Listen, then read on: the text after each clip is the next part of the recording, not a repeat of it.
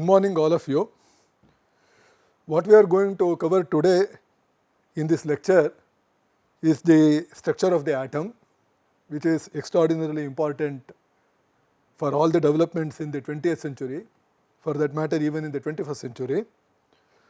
So, the structure of the atom essentially involves first of all an understanding of the classic experiment by Rutherford when he scattered alpha particles of gold nuclei, what we call as gold nuclei today.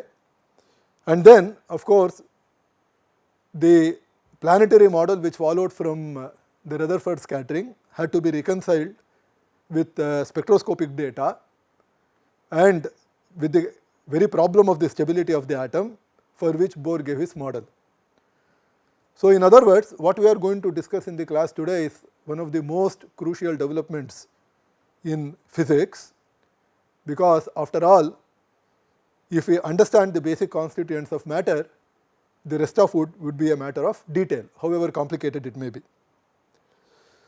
As I told you in my last lecture, the concept of de Broglie waves or the matter waves was actually introduced after Bohr gave his model. In fact, many years after Bohr gave his model.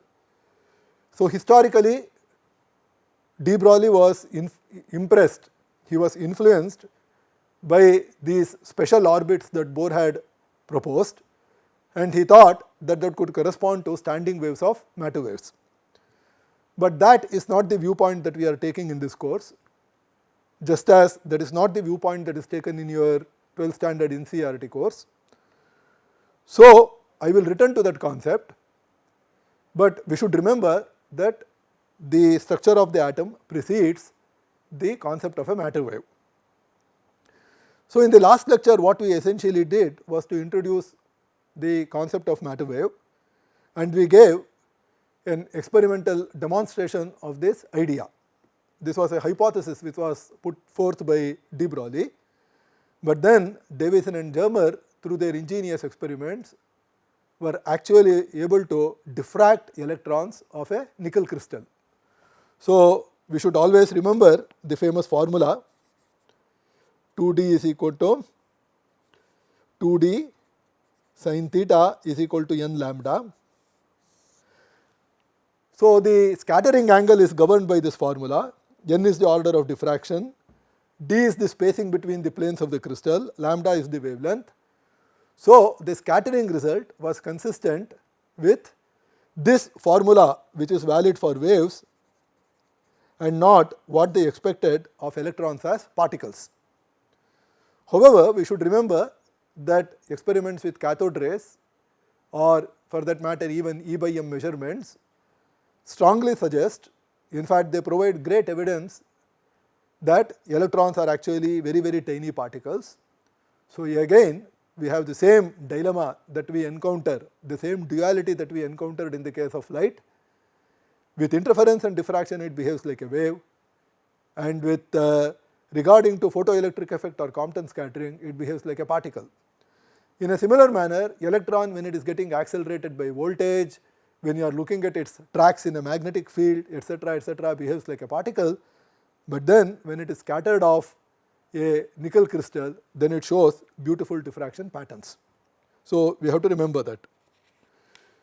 Before I go on to discuss the structure of the atom, I want to round off a discussion by cautioning you on how careful we should be in using the concept of wave, especially when it comes to matter wave.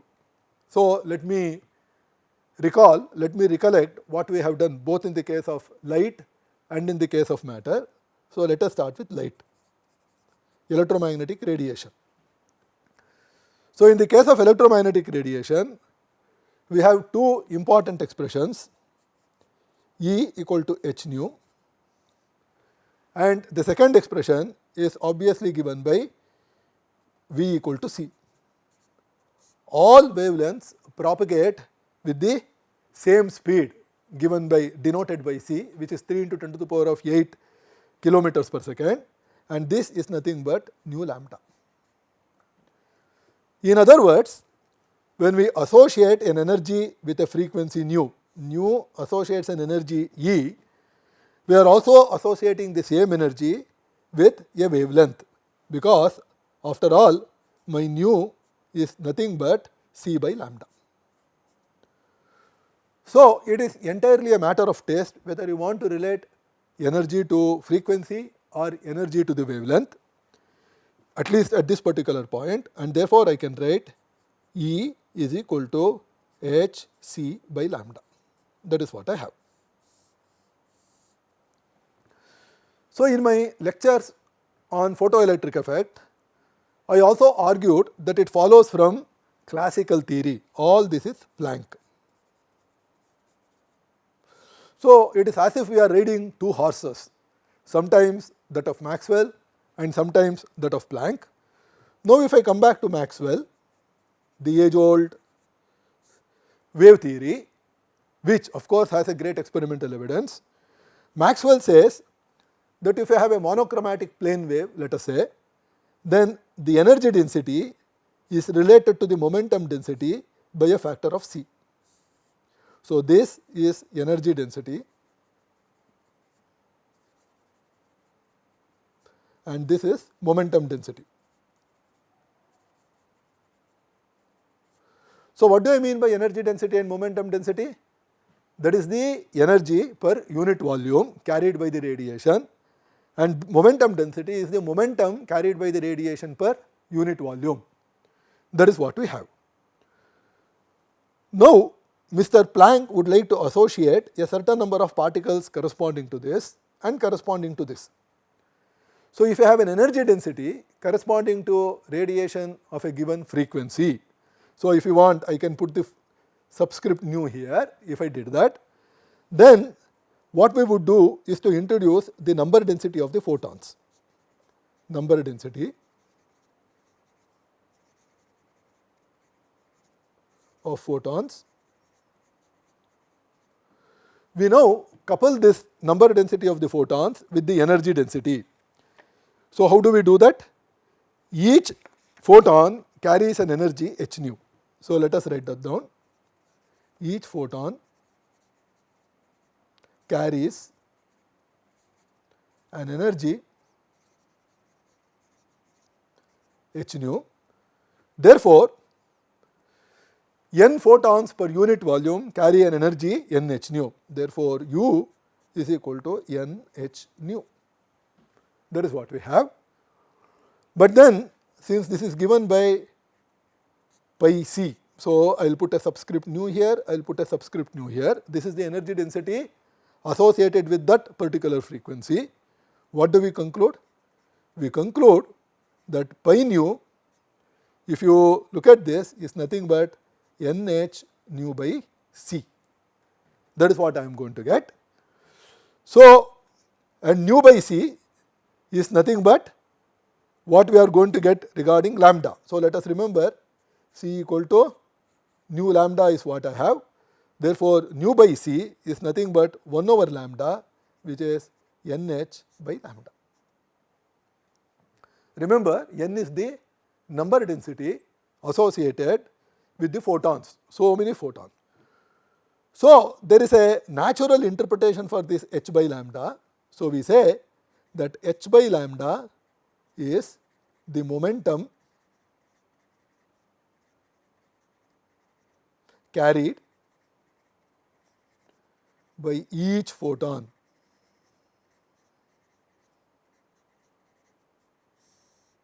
H by lambda is the momentum carried by each photon.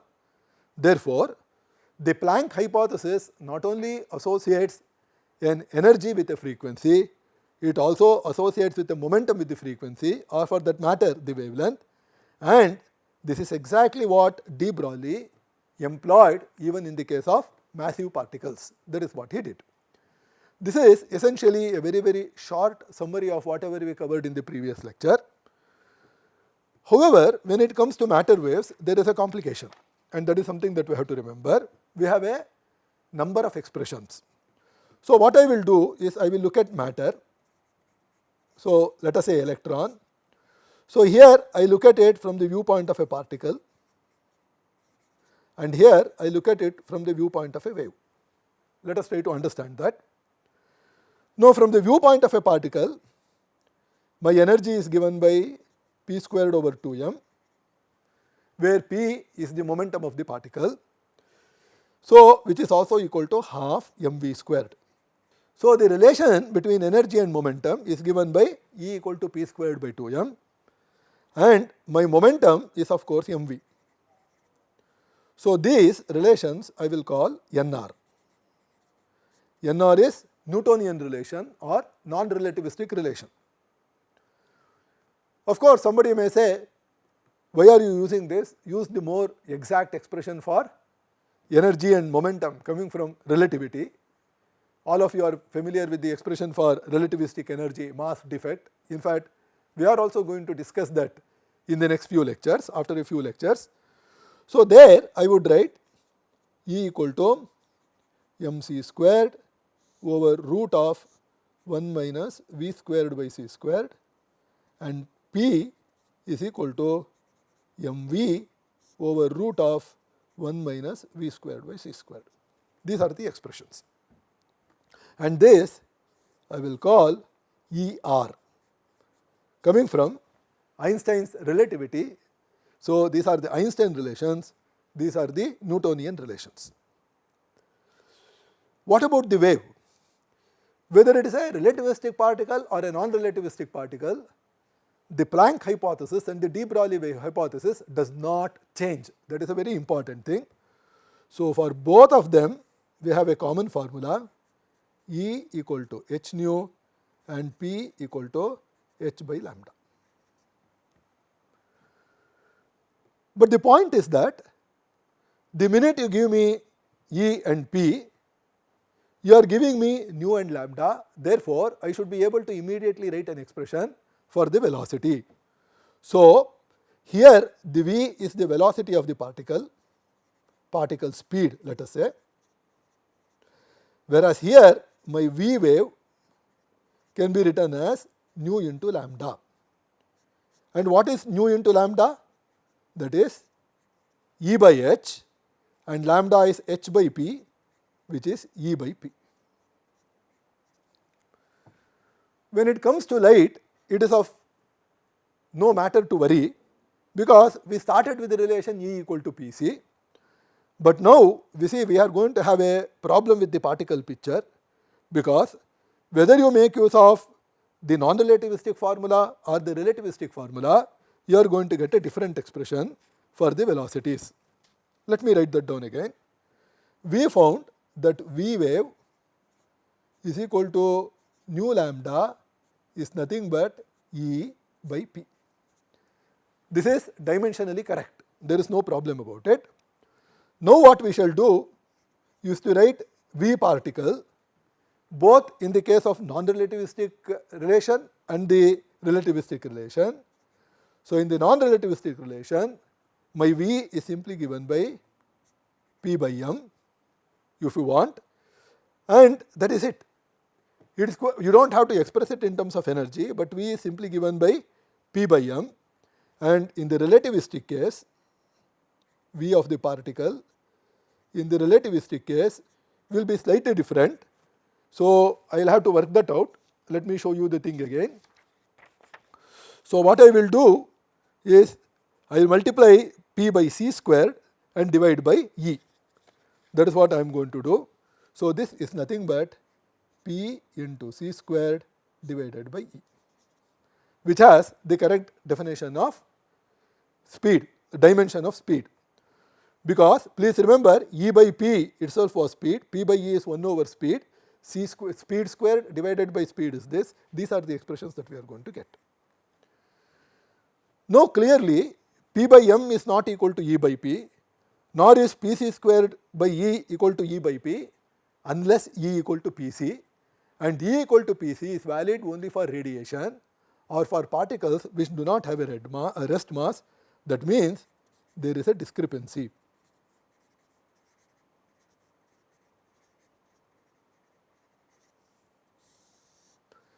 This is something that we had not encountered earlier. So, let us write a relation statement. It appears as if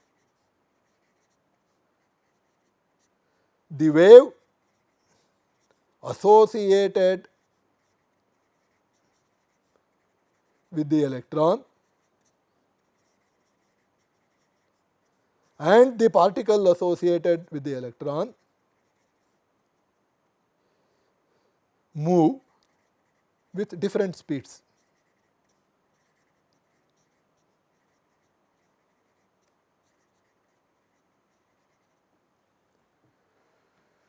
This is certainly of concern, but not of very great concern. Anyway, to round up the discussion, I can tell you what the wave velocity will be. My wave velocity will be particle velocity divided by 2 for non-relativistic case, and this will be c squared by v for relativistic case. You can work that out because I have written all the, and both of them are going to land us in trouble. So, how would we answer this? Is the concept of a wave wrong, or is it that we have made a mistake? The answer is that the definition of velocity is a rather delicate one, and later when you go for higher studies in physics, when you study wave phenomena, you will realize that velocity is given by the speed with which some information is carried, and we would have to replace the definition. What is the definition that we had? V equal to nu lambda. This V is what is called as the phase velocity. That has to be replaced by a more rigorous definition, more accurate definition called the group velocity. You will learn that, but at this point you should know that we should not naively use all the formulae available at our disposal. Sometimes it works, sometimes it does not work. I am not going to spend any time on introducing the concept of group velocity for you. That is possible to do that by looking at the superposition of two waves whose frequencies are very close to each other, but let us not digress. So, this should conclude our discussion of the matter waves. We know that our matter waves carry an energy, they carry a frequency, and then of course they propagate with a certain velocity, and as I told you, if you do a careful calculation, that will agree with the particle velocity. But then, as always, we should remember that the relation exactly between the particle and the wave is not clear. De Broglie himself imagined that every particle was associated with a wave, and the particle used to sit somewhere here and it would ride along with the wave, and he called them pilot waves. So, this was the de Broglie way of imagining matter waves, but then today one does not subscribe to this viewpoint except probably for a very, very small minority of physicists, because all these ideas get replaced by the concept of what is called as a wave function or a probability amplitude, which again you will study in your higher classes. So, let us conclude the discussion on matter waves and let us move on to discuss the structure of the atom.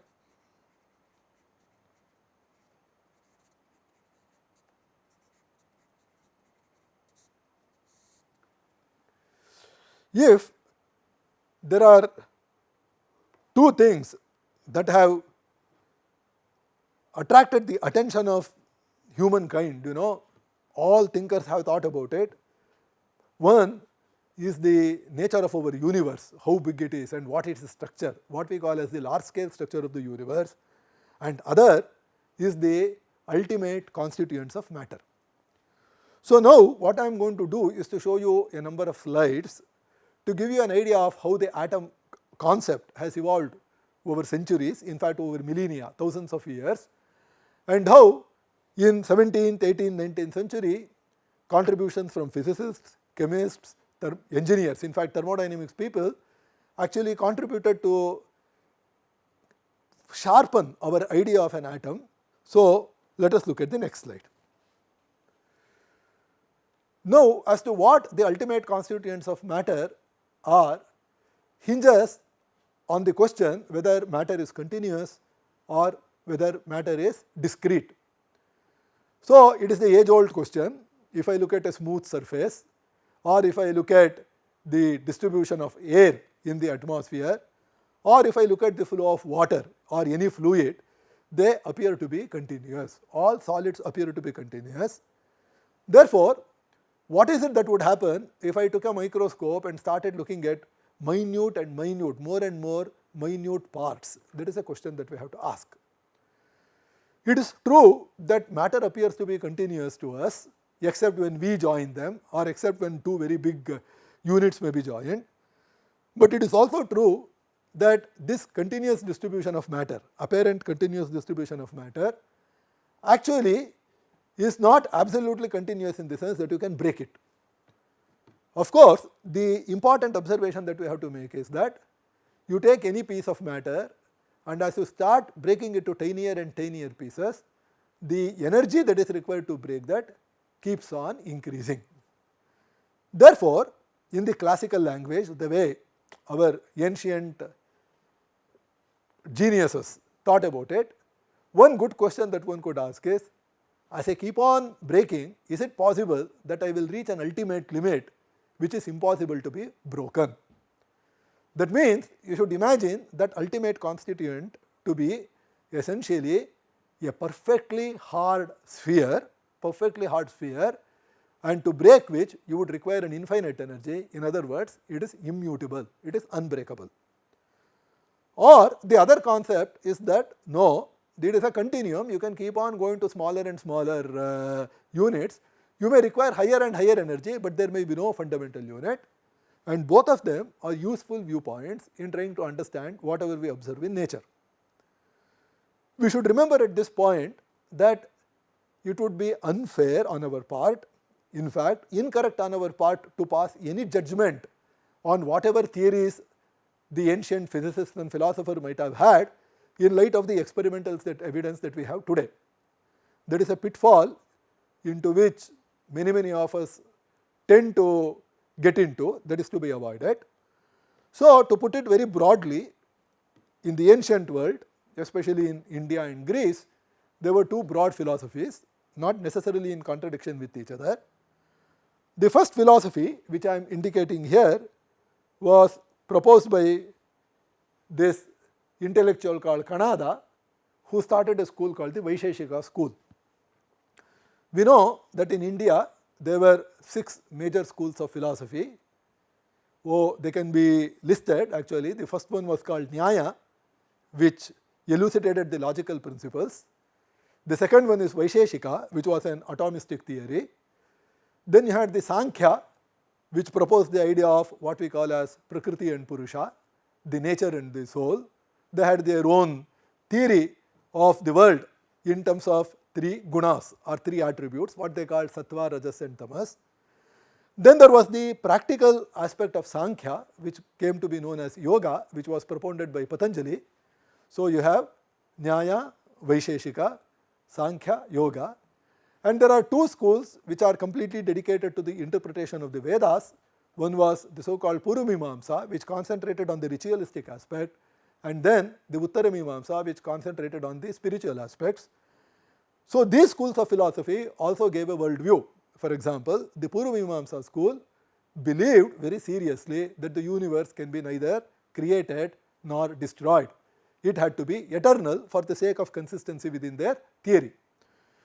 The Purvamimamsaka school was not particularly worried about the ultimate constituents of matter, because they said that that is something that is to be decided by observation, and they need not be worried about that. The validity of their school of philosophy, that is also true of the Vedanta or the Uttaramimamsa, was quite independent of that.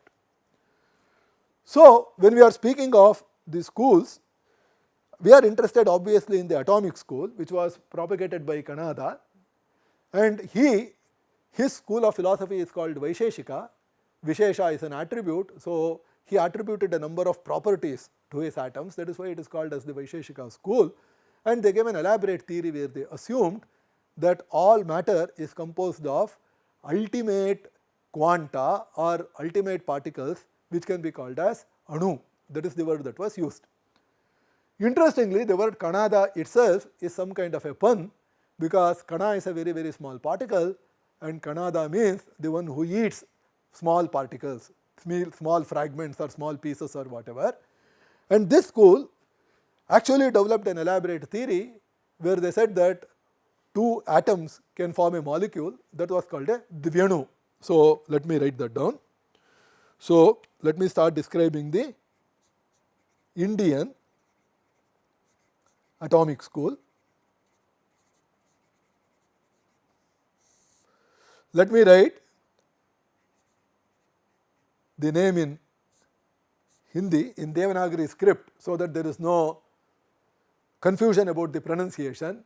It is not Canada or some such thing, it is Kannada. So, you have atoms which were called anus, and you had a molecule which is obtained from two atoms, and they were called Dvyanus.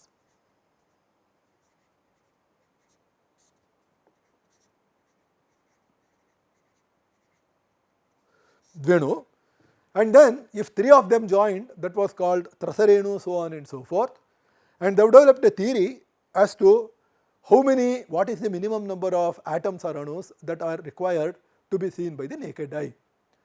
Of course, in order to argue, you may empirically look at the atmosphere around you. If there is a beam of light passing, you can see very, very small particles, what we today understand as the Tyndall effect. Or if you close your eyes and press it hard, you will see some very, very small strands which are moving. So, the atomic school imagined that these are the smallest particles that can be seen, and I do not remember exactly, they probably said that what one requires is Trasarenu, a minimum of 3 molecules to be seen. There is a counterpart school which said that all matter is composed of 5 elements. In Greece it was 4 elements. And what are those 5 elements? These are earth, water, fire, air, and what we call as Akasha, loosely translated in English as ether. That is what they did. Now, we should not confuse the word earth to be the earth that we see, the word water to be the water that we use for drinking or washing or other purposes. Fire is not to be confused with the fire that is used for cooking or burning. These were representative names. Earth was supposed to signify solidity, water was supposed to signify fluidity, so on and so forth. And there was a sensory organ associated with each of them, corresponding to the sense of sight, touch, audition, hearing, taste, etc. That is what we needed, and they made an elaborate theory. And at this juncture, the theory of the 5 elements is not necessarily in contradiction with the atomic school, because it was perfectly possible that these fundamental atoms actually corresponded to the quantized version of these units of sensory perception. In a similar manner, in Greece, if you look at this slide, it was Democritus who propagated the idea of ultimate constituents of matter. So much so, he made a statement, atoms are the only real objects and everything else is a figment of imagination. And again, there was the complementary school in Greece due to Aristotle, who postulated that everything that we see in the universe is composed of the 4 elements. They let the ether out. Now, this is at the realm of the speculation, and as I told you, today we cannot actually judge either Kannada or Democritus based on the fact that an atomistic theory has been supported by modern experiments, because the atoms that they had in mind were completely different from the atoms that we are going to discuss today. In a similar manner, the concept of a graha in Indian astronomy, for example, is completely different from the concept of a planet that we have today. Therefore, we should not rush to draw conclusions by saying, oh, the ancient mathematicians, ancient astronomers, ancient philosophers already knew whatever we are doing today, or to jump to the conclusion they did not know what we are doing today, because the language and the purport or the purpose are quite different. What we should gain by looking at our history, the ancient history of all civilizations, is to see how sharp the intellect was, how good the reasoning was. That is what we should put to good use when we study science, and that is very, very precious. That is something that we have to remember. In fact, you saw evidence for that in your course on gravitation, when we saw how people were very able to intelligently estimate distances and size of astrophysical objects. Now, Obviously, all these ideas remained as undercurrents, but once the medieval period started, after the Renaissance started and experiments in chemistry and mechanics started, Newton actually reignited this discussion, and apart from his great Principia Mathematica, where he gave the 3 laws of motion and also the law of gravitation, Newton has written a very, very important book called the Optic, O-P-T-I-K, Optic, where he described all his experiments on light, starting with the experiment on prism, the resolution of 7 colors, dispersion, and then of course reflection, refraction, so on and so forth. In fact, Newton even tried to measure the speed of light, but he could not, and therefore he concluded that the distances and clocks that they had were not good enough to measure the speed of light. He did not necessarily believe that the speed of light is infinite. Then of course came the chemists who started looking at the chemical processes, and then they were able to make a great distinction, a very important distinction between a molecule and an element, rather a compound and an element. And thanks to Dalton all the way up to Mendeleev, people were able to write down the periodic table where they had about, let us say, 80 to 90 elements starting with hydrogen, and much of the chemistry could be understood. Now, if you go through the periodic table, which you will certainly go through in your chemistry course, you can move along the row or you can move along the column. You will see that there is a very, very definite pattern, the way in which the chemical properties behave, and therefore it became extraordinarily tempting to actually assume that all these elements are composed of fundamental objects called atoms, and the constituents of atoms themselves must be the same for all these elements. That was the great idea. Meanwhile, experiments had, on the other direction, had already shown the existence of electrons to the cathode rays. They had shown the existence of the protons through radioactive decay or other observations, the other radioactive observations. So one wanted to tie whatever we saw in the cathode ray experiments, whatever came from chemistry, and of course the great idea of Newton that probably there are very, very small objects which are infinitely strong. That was the thing. So what we are going to say is that one had a rather vague idea of what an atom is, but now we are in a position to actually define that very precisely. So again, if you look at this slide, you see these are the great names which contributed to actually sharpening the concept of an atom. Priestley, who actually got hydrogen for the first time; Lavoisier, who was able to isolate oxygen; then of course Dalton and Mendeleev, who get the periodic table. And from the radioactive side, we have the great couple, Marie and Pierre Curie, who actually did a number of studies on radioactive materials to the detriment of their own health, and Becquerel, who actually discovered radioactivity. All these allow us to actually formulate the concept of atom. So now, today when I speak of an atom, I do not speak of an object which is infinitely strong or a hard sphere. We shall now define atom as, which I am showing in this slide. Atoms are fundamental units of chemical reaction. That is, they are ultimate constituents of elements. What do I mean by ultimate? Ultimate to the extent that I am studying a chemical reaction. There can be some other reaction. For example, radioactive decay cannot be understood in terms of chemical reactions, cannot be classified as a chemical reaction. Although Marie Curie, probably Pierre Curie also, got a Nobel Prize in chemistry. Those days there was no great distinction between physics and chemistry. And one important consequence is that when we say that they are fundamental units of chemical reaction, they may be or they may not be ultimate constituents of matter. At this point, we should also remember that thermodynamics gave a very, very great push to the concept of an atom.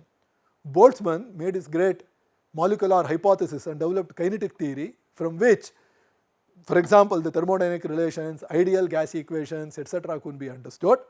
So a confluence, a coming together of all these ideas from thermodynamics, from chemistry, from physics, give rise to the concept of an atom, and these atoms are for real. And what is the fundamental question that we have at our disposal? What is the structure of the atom? So this long introduction brings us to the main question that we have. And here is a cartoon which is probably picked up from Encyclopedia Britannica, which gives you what the concept is.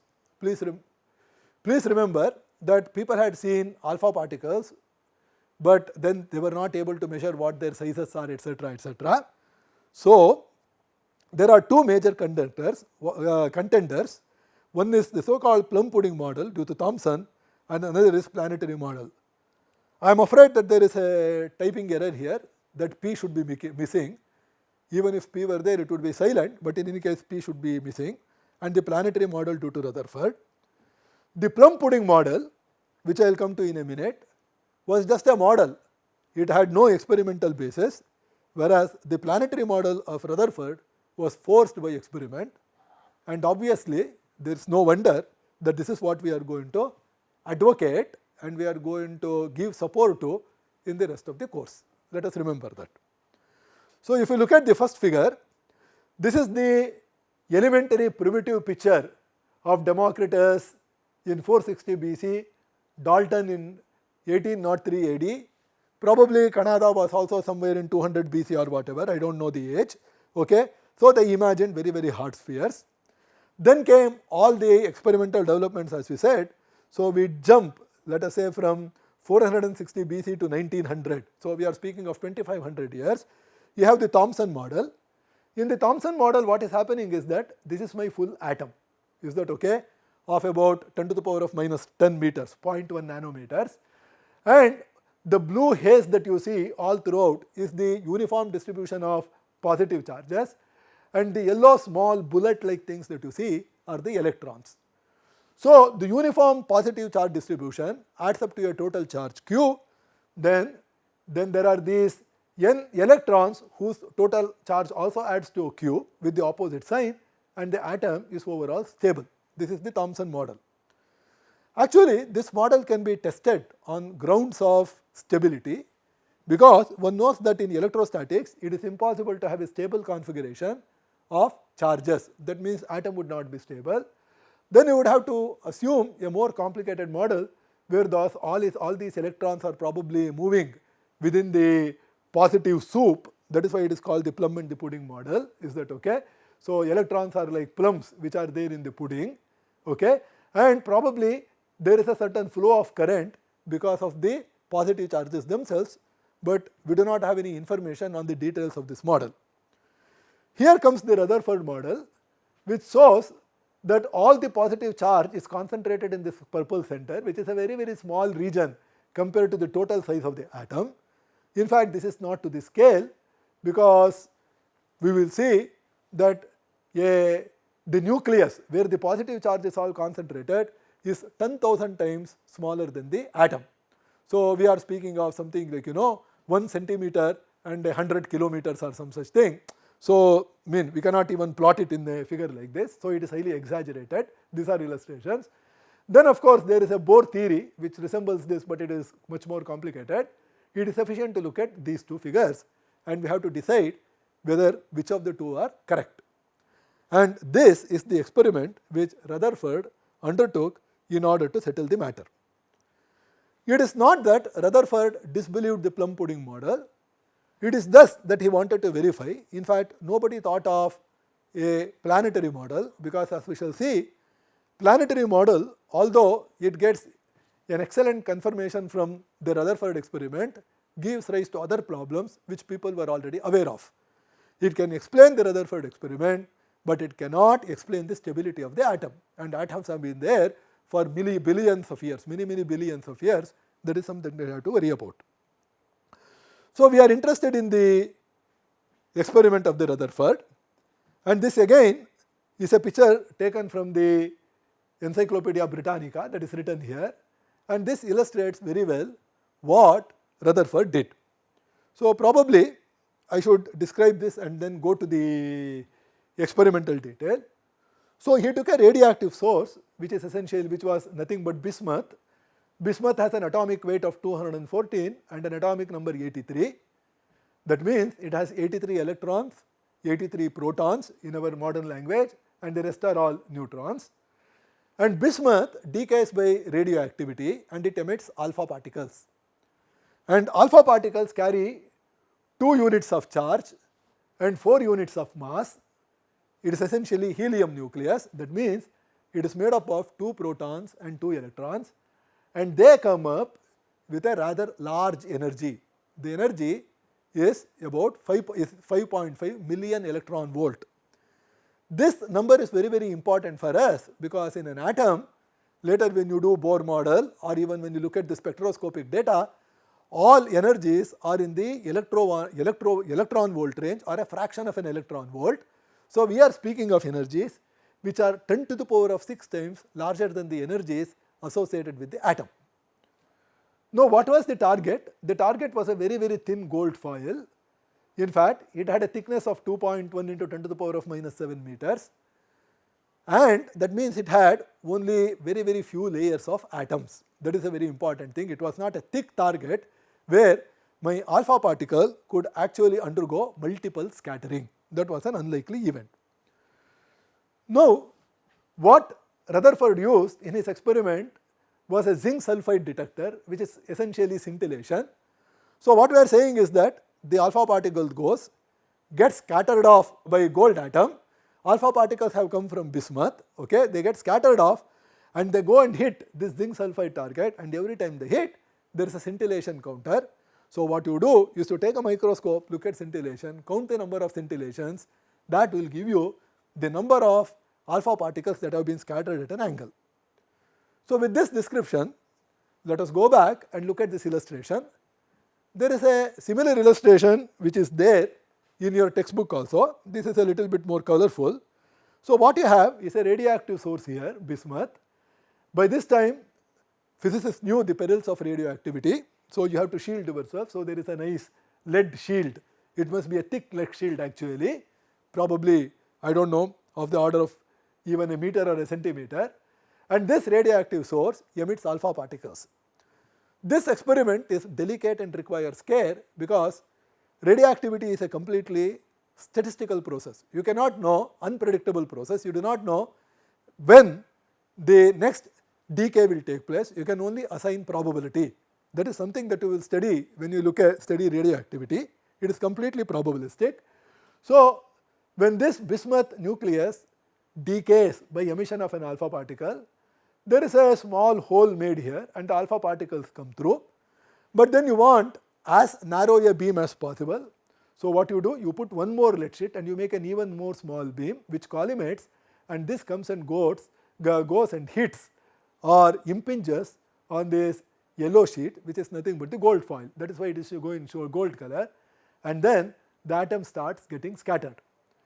Now these are representations of the zinc sulfide crystal, and you can see that these zinc sulfide sheets, they can move along. Unfortunately, this illustration is not very true to the experiment. This lead sheet cannot be this big, it should be much, much smaller, because the zinc sulfide detectors could be actually moved very close to 180 degrees, very close to the beam direction. In other words, Rutherford endeavored to cover all of 180 degrees, coming from this direction to this direction.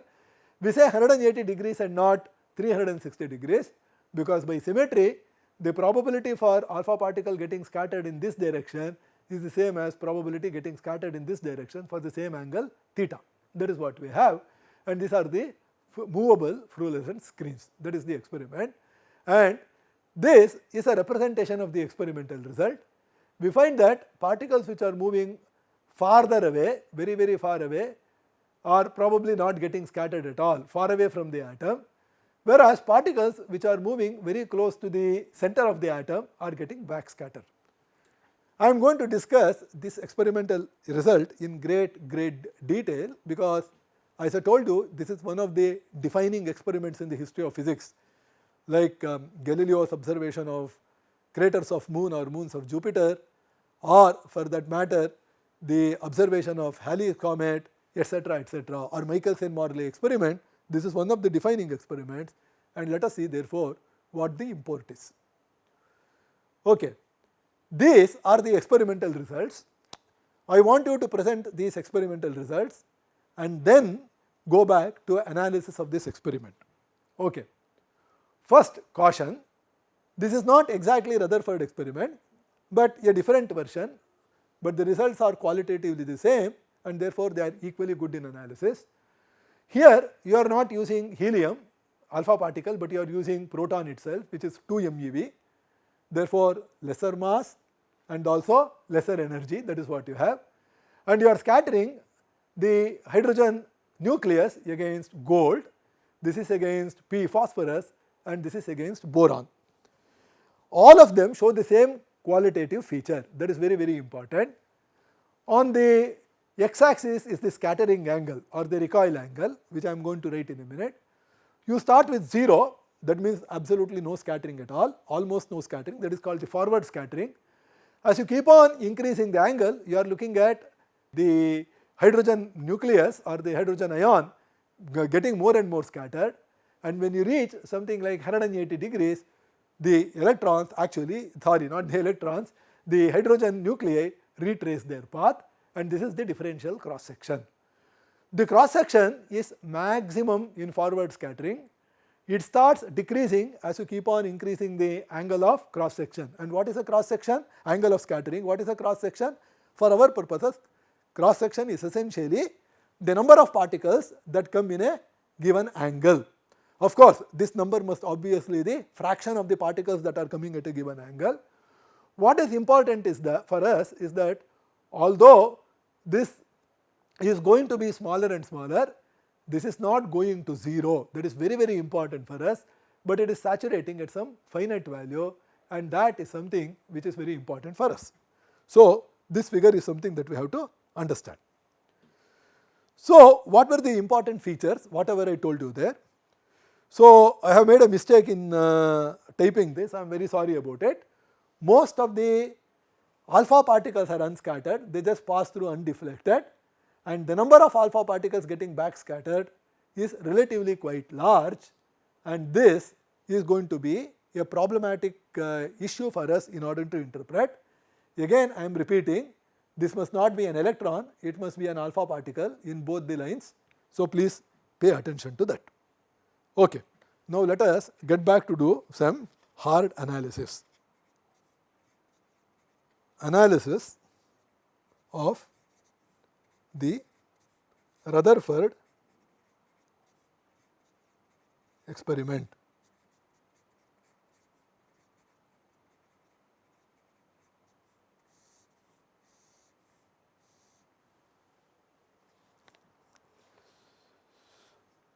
So, let us make a crude picture of an atom.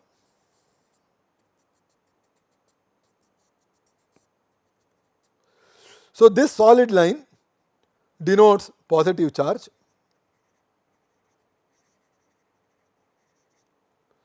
So, positive charge is distributed here, and all dashed lines denote electrons.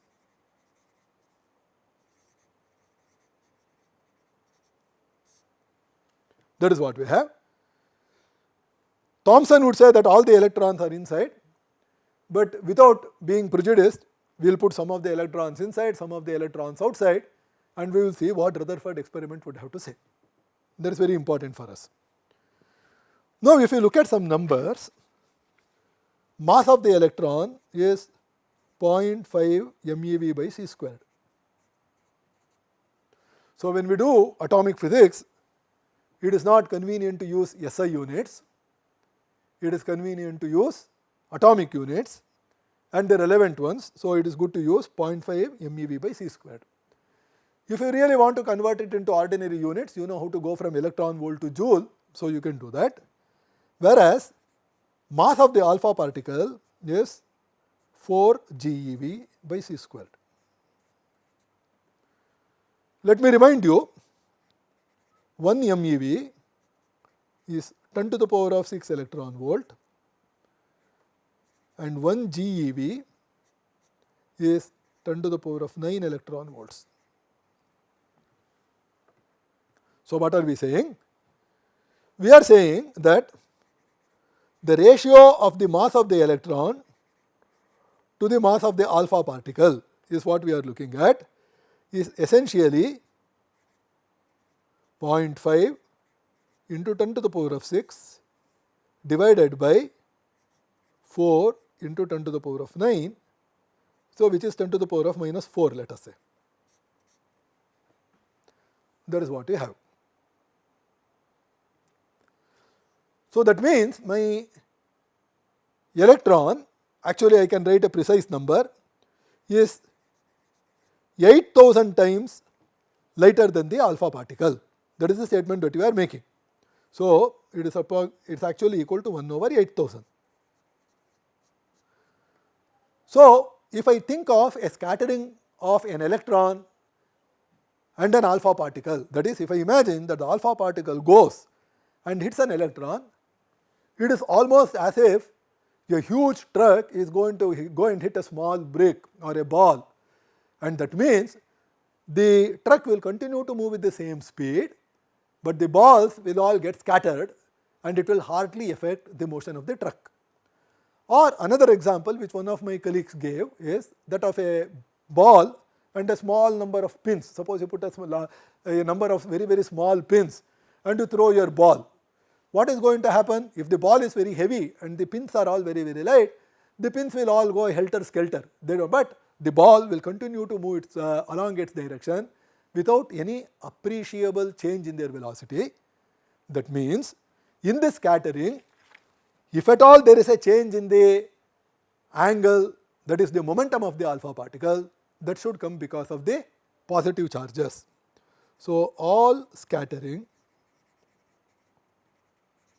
is essentially due to the positive charges. That is very, very important. So for all future purposes, we are going to ignore electrons. Maybe some of the electrons got hit badly and they flew away.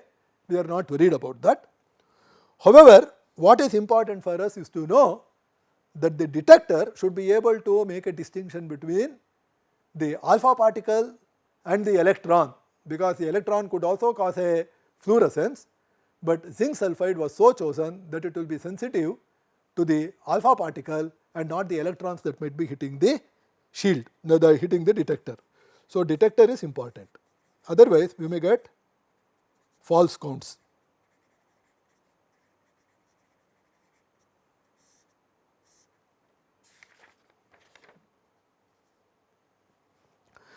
Now let us assume that all the positive charges are distributed over a distance r. So this is a sphere and this distance is r. So when I am making this picture, I am not making any particular assumption. So I can always draw a sphere which will enclose all the positive charges, whether it is continuous or discrete, and this r is the minimum radius, sphere of the minimum radius which will enclose all the positive charges.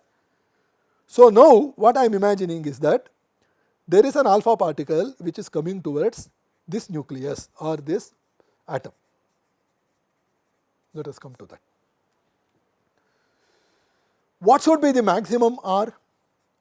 R cannot be greater than the size of the atom.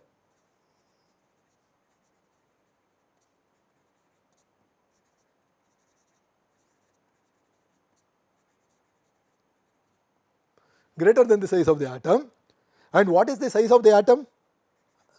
Atom size is of the order of 10 to the power of minus 10 meters. So if at all the positive charge is distributed, it should be r is less than or equal to 10 to the power of minus 10 meters. Let us assume a positive distribution and let us ask what is it that happens to the alpha particle. So I have a spherically symmetric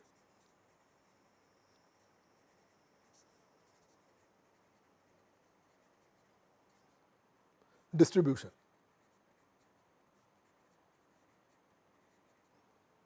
And my alpha particle is coming with an energy E equal to 5.5 MeV. We can now crudely estimate, not very crudely, approximately estimate what is the minimum distance that this alpha particle can approach vis-a-vis the nucleus with positive charge. So, you have a positive charge plus Z, which is equal to 87. Gold has an atomic number 87, and this has a positive charge Q is equal to plus 2. So, alpha particle carries 2 units of charge, the gold atoms carry 87 units of charge, like charges repel, and therefore, there is going to be a barrier. So, what we are asking is, what is the minimum distance of approach before it gets turned back? That is the question that we are asking. So, that is very easy to compute. What will I do? I will write 87 into 2 into E squared over 4 pi epsilon naught R minimum. This is the minimum distance of approach, must be equal to the energy of the alpha particle, which is 5.5 MeV is the energy. This is what we are going to equate. So, we are essentially equating the kinetic energy of the alpha particles with the potential energy. When they both become equal, then the kinetic energy, at infinity the total energy is 5.5 MeV. When all of it becomes potential energy, then the alpha particle would have to trace its path back. So, what we have is the distance of minimum distance of approach is nothing but 87 into 2 into E squared over 4 pi epsilon naught into 5.5 MeV. That is what I have. Now, what we have to do is to actually look at this and ask what is its relation vis-a-vis R, and then we have to worry about what the structure of the atom should be, and that we will take up in the next class. So, I ask all of you to work this out and verify this is of the order of 10 to the power of minus 14 meters. This is a very important number for us, and we will continue our study in the next lecture.